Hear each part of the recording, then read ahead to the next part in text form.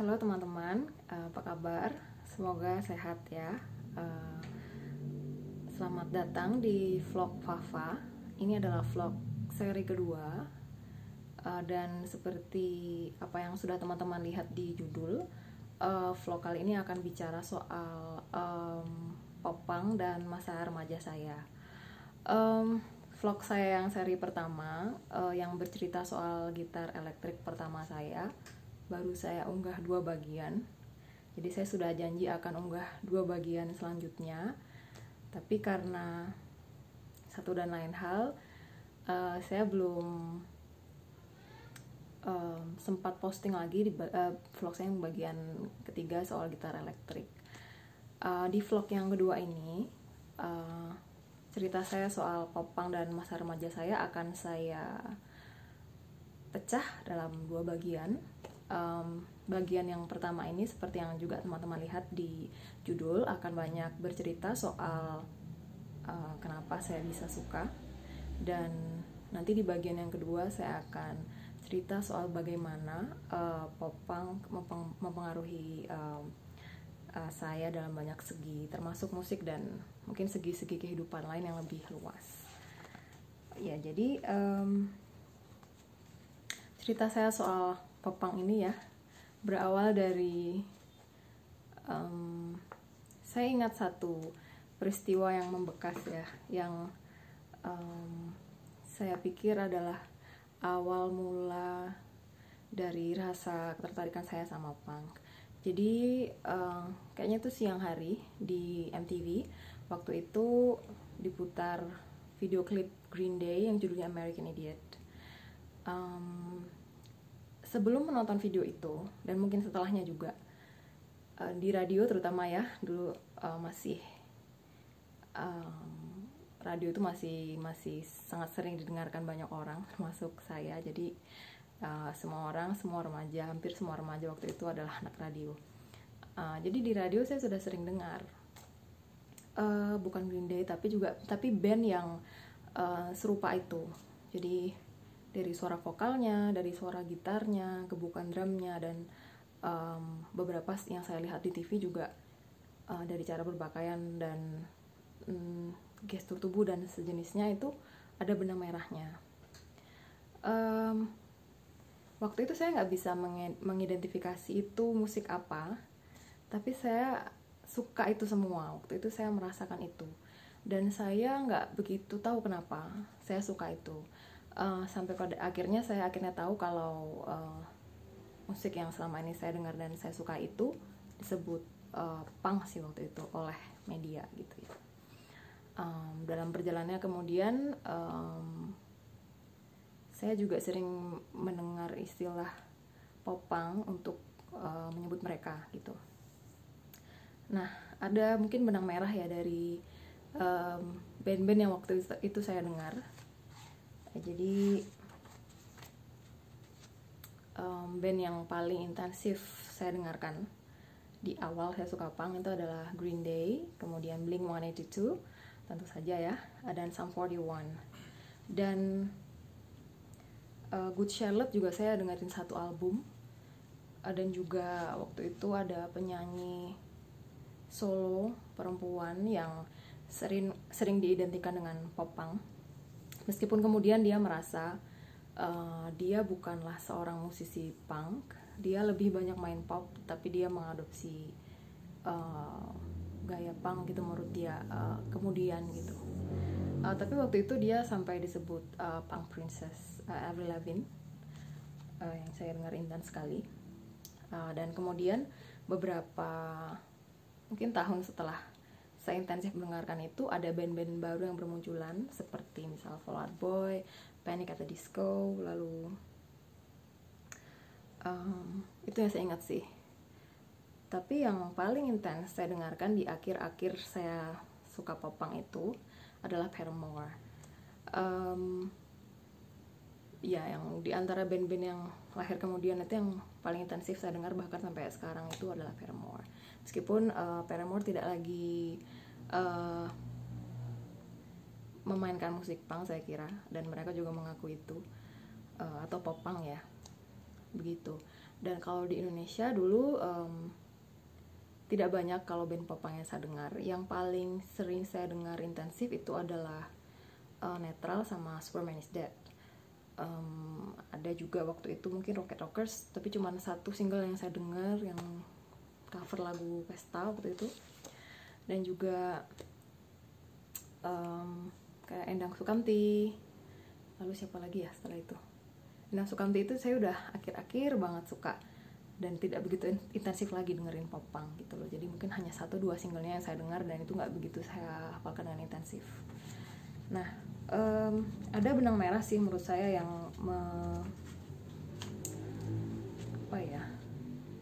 yang saya rasa waktu dulu ya, saya belum tahu kalau itu adalah popang itu. Ya menjadi hal yang mungkin jadi semacam indikator ya, hal yang secara umum mungkin mirip di antara itu semua gitu.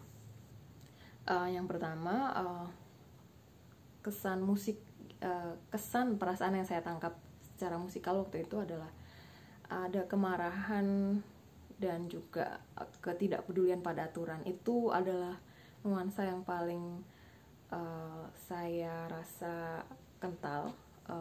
Itu interpretasi saya waktu itu ya. Dan juga kalau dari segi permainan gitar mungkin chordnya itu aja, mungkin hanya ada 4-6 chord yang dimainkan oleh band-band punk itu.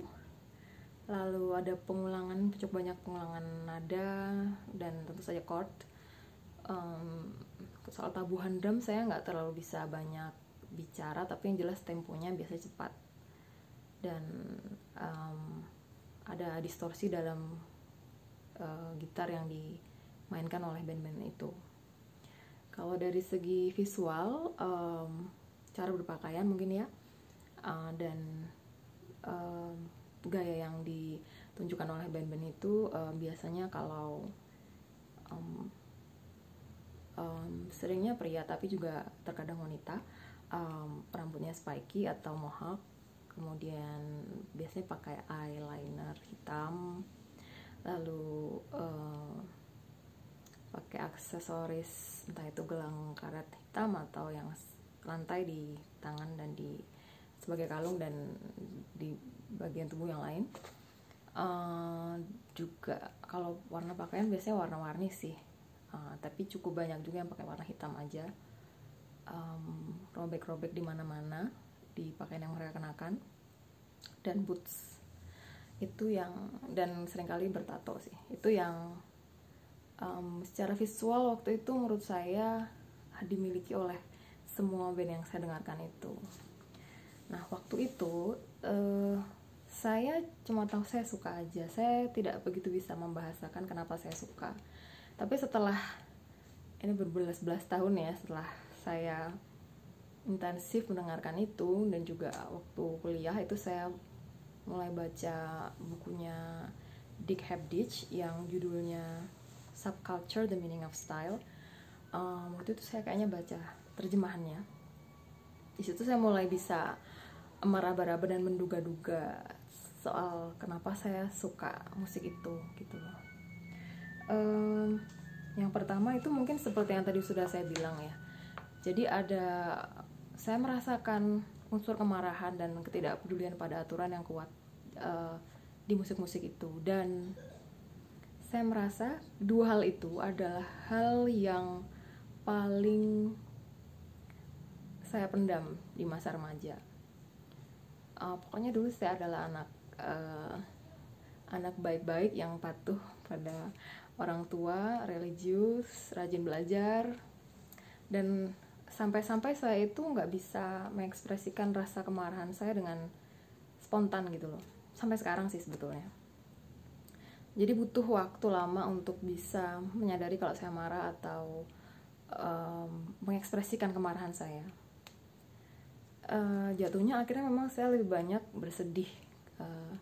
Jadi lebih banyak mentransformasi mungkin ya rasa marah saya dalam kesedihan dan air mata gitu.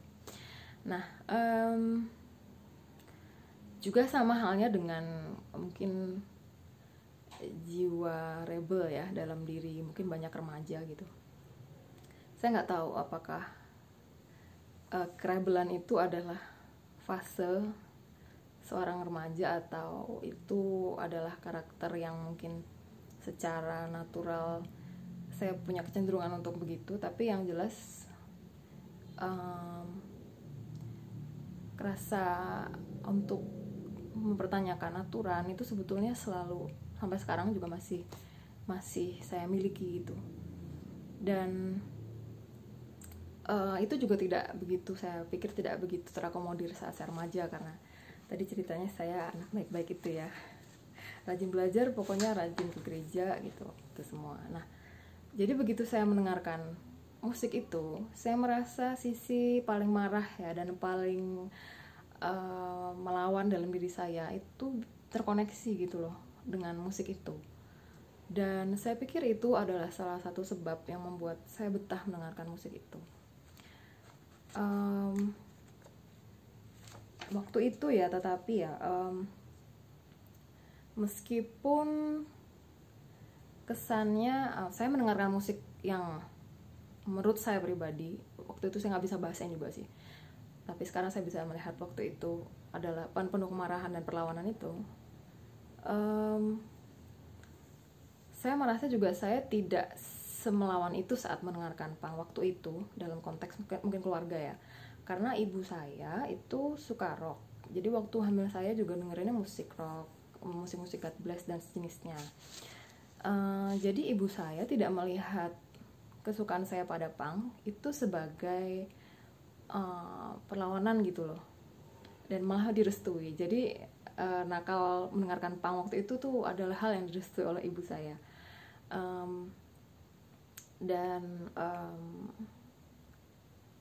Itu juga mungkin karena ibu saya tidak mungkin belajar bahasa Inggris dan tidak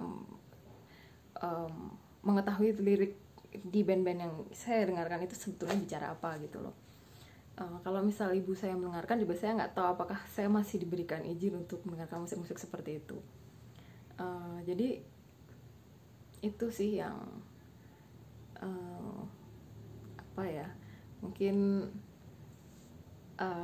saya jadi merasa akhirnya, jadi karena dari lirik band punk waktu itu ceritanya itu sebetulnya banyak soal seks bebas bahkan ya, dan juga banyak pisuhan di dalamnya, tapi ibu saya kayaknya nggak tahu bab itu, tapi saya tahu dan saya tetap dengerin gitu. Saya merasa mungkin waktu itu ya melawan diam-diam dengan mendengarkan lagu itu.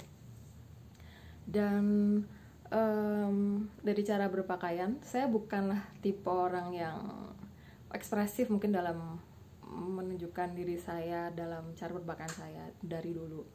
Dan unsur-unsur dalam punk yang saya pikir secara tidak sadar ya saya ambil dalam cara berpakaian saya sehari-hari waktu itu, sadar atau tidak sadar lah ya, juga nggak begitu loud gitu ibaratnya, nggak begitu keras gitu loh, nggak begitu ekspresif gitu. Mungkin yang saya kenakan hanyalah cat kuku hitam atau gelang karet yang hitam-hitam itu yang saya beli di emperan toko-toko yang memang kayaknya itu gelang dari mesin apa gitu, mungkin dari karet dari mesin apa beneran gitu, dan sedikit lantai di sana sini gitu, jadi nggak begitu mencolok. Jadi dan ibu saya juga merestui itu. Tapi meskipun menurut saya itu nggak gitu mencolok ya, tetap saja ada teman-teman atau orang yang sekitar yang menganggap itu aneh. Itu padahal menurut saya itu juga, saya bukan tipe yang juga yang sama misalnya rambut saya mohawk misalnya, itu kan hal yang cukup ekstrim untuk ukuran masyarakat waktu itu dan mungkin juga sekarang ya. Jadi saya nggak gitu aja pun banyak yang apaan sih kamu tuh cat kuku hitam kayak gitu, itu kan jorok sih, terus itu apa sih kamu pakai gelang-gelang apa itu, kayaknya kan karet-karet bekas dari mana gitu ya. Dan itu saya tahu sih, dan itu saya sebetulnya dalam hati saya juga ngerasa bangga-bangga aja pakai semua aksesoris itu, dan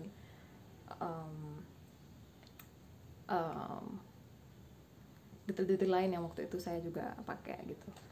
Nah, tapi dari ibu saya, dari keluarga saya itu nggak ada masalah apapun gitu loh. sebatas pengetahuan mereka musik ini masih baik-baik aja gitu. Itu soal kenapa dan dinamikanya waktu itu. Hal yang lainnya, jadi waktu itu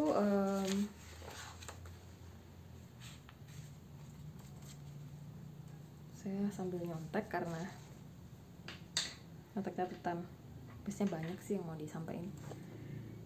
Nah, jadi saat saya kuliah kan saya akhirnya baca Dick Hebdige yang Subculture the Meaning of Style itu. Dari bacaan itu saya kemudian tahu kalau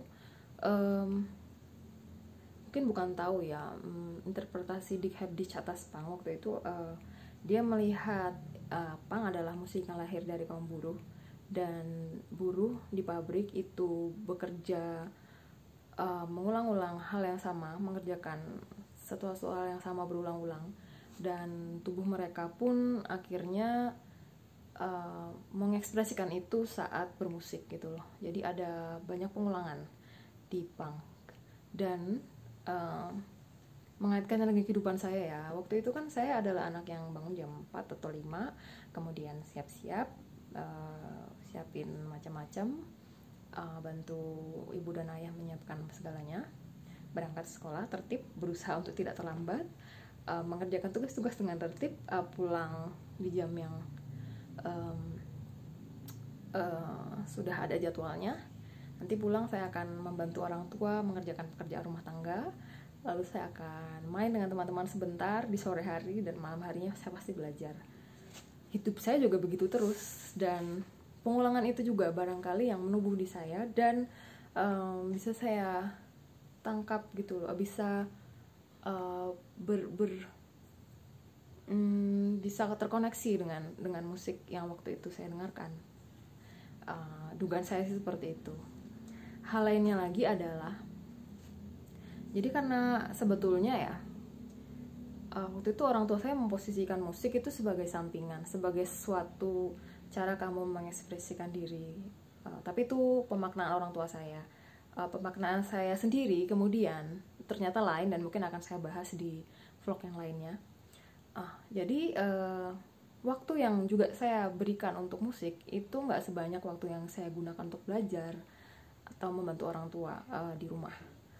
Dan itu dengan waktu yang menurut saya sedikit ya, tidak sebanyak yang saya harapkan juga waktu itu.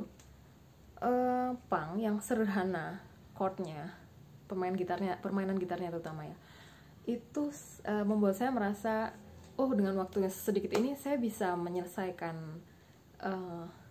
lagu ini, saya bisa menyanyikan lagu ini, saya bisa ngulik lagu ini. Jadi karena saya belajar gitarnya sendiri, jadi ya dengan tidak skillfulan saya ini, saya bisa menghasilkan musik tertentu. Waktu itu rasanya seperti itu sih. Itu juga barangkali yang membuat saya intensif dan terus kembali ke punk. Juga selain itu, tapi kalau dari hal mungkin vokal, karena saya rajin ke gereja dari kecil, dari rahim ibu saya mungkin saya sudah mulai belajar nyanyi. Jadi kalau dalam hal vokal mungkin agak lain ya jalan dan ceritanya gitu. Saya merasa nggak ada masalah berarti dalam vokal gitu, dalam bernyanyi gitu. Dan mungkin kesederhanaan cara nyanyi punk itu tidak begitu ada kaitannya langsung dengan cara saya bernyanyi. Tapi dari secara musikalitas secara umum itu ada relasinya. Dan selain itu juga karena ini hal lain lagi. Ya, tadi saya cerita kalau saya itu otodidak senangnya. Jadi bahkan kalau belajar di sekolah pun, misal itu bukanlah pelajaran yang harus dipelajari saat itu, saya kadang baca-baca juga, hanya ingin menjajal seberapa bisa saya mengerjakan itu tanpa dibantu siapa-siapa gitu. Dan keotodidakan itu juga yang saya gunakan untuk belajar gitar. Saya pertama belajar gitar itu cuma diajarin ayah saya 3 chord. Setelah itu saya mempelajari semuanya sendiri, dan mungkin itu karena jadinya nggak skillful ya, dan otodidak. Jadi Oh iya, ini musiknya gampang dimainkan, jadi saya merasa bisa gitu menyanyikan sesuatu. Waktu itu saya pikir itu barangkali sebab-sebab saya jadi intensif sekali gitu loh mendengarkan punk waktu itu. Iya, kurang lebih itu. Jadi tadi ada kemarahan dan juga ketidakpedulian pada aturan yang saya pikir begitu kuat di saya dan saya pendam waktu itu, dan mendengarkan punk membuat sisi diri saya yang itu jadi bisa tersublimkan gitu. Dan juga mungkin rutinitas yang saya pikir terkoneksi dengan awal kelahiran punk dan juga kesederhanaan musik punk yang juga terkoneksi dengan cara saya bermusik, terutama main gitar. Itu teman-teman kurang lebih soal mengapanya. Nyata ini sudah sampai 20 menitan, jadi memang saya akhirnya pecah jadi 2. Sebenarnya pengennya bikin video tuh 5 menit aja, tapi ternyata memang saya punya cukup banyak hal yang mau saya bagikan, dan saya harap ini bisa jadi refleksi buat saya dan juga mungkin buat teman-teman, mungkin untuk juga terutama teman-teman yang suka musik yang seperti ini juga di masa, entah masa remajanya, masa kecilnya, atau sudah masa dewasa, itu juga gak tahu. Itu dulu mungkin dari saya soal pop punk dan masa remaja saya di yang bagian pertama ini. Saya akan melanjutkan pembicaraan ini di vlog seri kedua, bagian yang kedua, segera. Itu dulu ya teman-teman, sampai jumpa, semoga sehat-sehat semua di sana. Bye bye.